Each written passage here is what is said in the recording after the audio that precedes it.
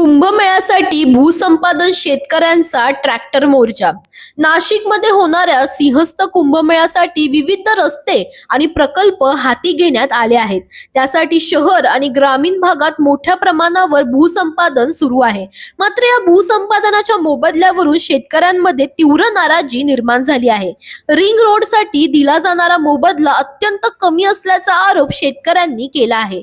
या विरोधात शेतकऱ्यांनी मुंबईकडे ट्रॅक्टर मोर्चा काढण्याचा निर्णय घेतला। मात्र परिस्थिती लक्षात घेऊन पोलिसांनी घोटीटोल नाक्यावर मोर्चा अडवला। यानंतर शेतकऱ्यांना चर्चेसाठी जिल्हाधिकारी कार्यालयात बोलवण्यात आले, पण सभागृह उपलब्ध नसल्यामुळे दारातच चर्चा करावी लागेल असे भूसंपादन अधिकारी पवन दत्ता यांनी सांगितल्याने शेतकरी संतापले।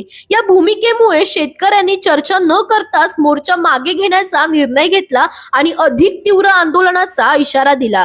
दरम्यान सार्वजनिक बांधकाम मंत्री शिवेंद्रराजे भोसले यांनी भूसंपादन अत्यावश्यक असल्याचे सांगत शेतकऱ्यांवर अन्याय होणार नाही, योग्य मोबदला दिला जाईल असे आश्वासन दिले आहे। आता या प्रश्नावर शेतकरी पुढे कोणती भूमिका घेतात याकडे सर्वांचं लक्ष लागलं आहे।